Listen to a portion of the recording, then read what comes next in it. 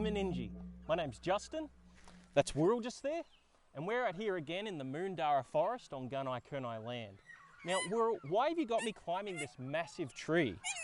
Yep, that's what I thought. There's a book here. Well, do you reckon you could use your magic and bring it a bit closer to me? Because this tree's huge. Oh, thanks, Wooyal. Koo Koo Kookaburra, written and illustrated by Gregg Dreise. Now, we're about halfway up this tree, so do you reckon we'll just keep going and find a good spot to read this? Yeah, cool. Well, I'll see you up there soon.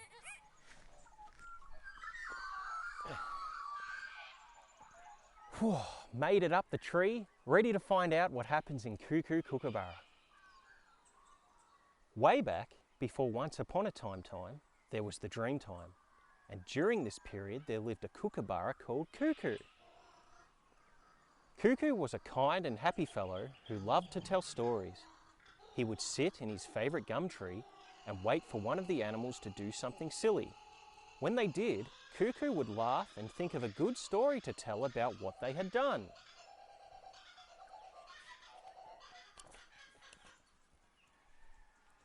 The bush creatures loved to gather for a song or a dance, but they enjoyed listening to Kookoo's stories the most. He had a special way of turning someone's silliness into a funny story without being unkind.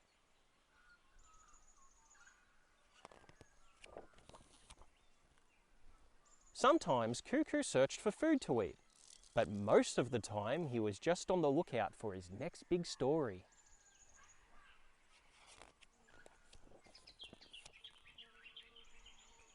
One day, Kookoo could not find any of the bush creatures doing something silly, so he decided to make fun of their differences instead.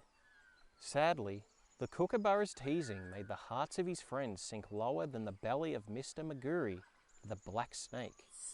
Before long, there were many sad creatures.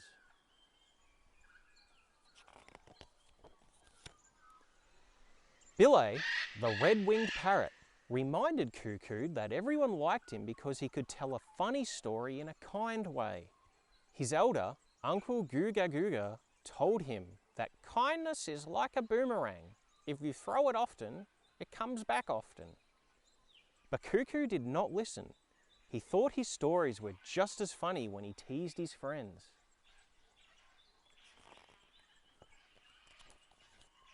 In his quest for laughter, Kookoo hurt the feelings of the bush animals, and they stopped listening to him. The creatures who had once gathered like twinkling stars now looked as if the clouds had dragged their sorrows over the sky.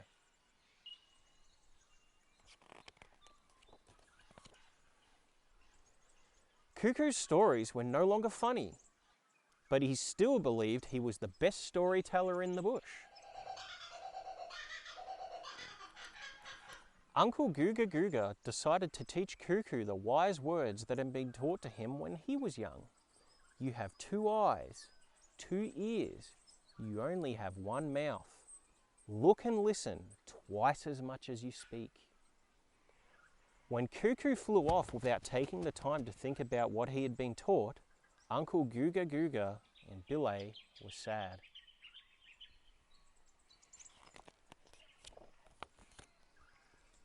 Kookoo had become a show-off, and he had forgotten the difference between laughing with people and laughing at people. His friends hoped that one day his kindness would return like a boomerang.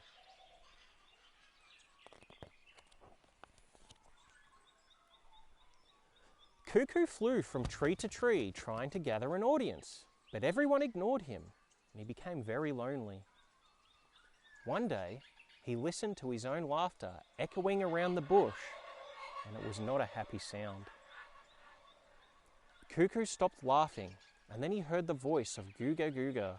His uncle's wise words were floating on the breeze, and they were much louder than his own unhappy laughter had been.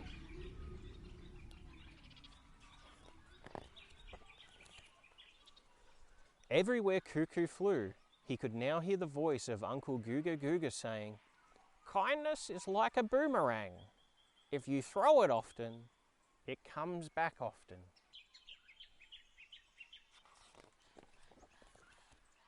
At last, Kookoo knew what he had to do. From that day on, his laughter and funny stories once again filled the bush. And because Kookoo was always kind, the other creatures returned his kindness by listening. Kookoo's laughter is still heard today.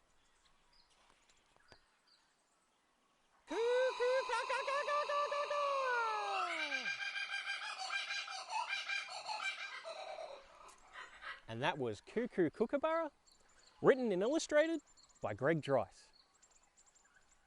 I really liked the analogy of kindness being like a boomerang that you throw and it comes back. What do you think, Wooyal? Did that make sense to you? Yeah, it does sound pretty good, doesn't it?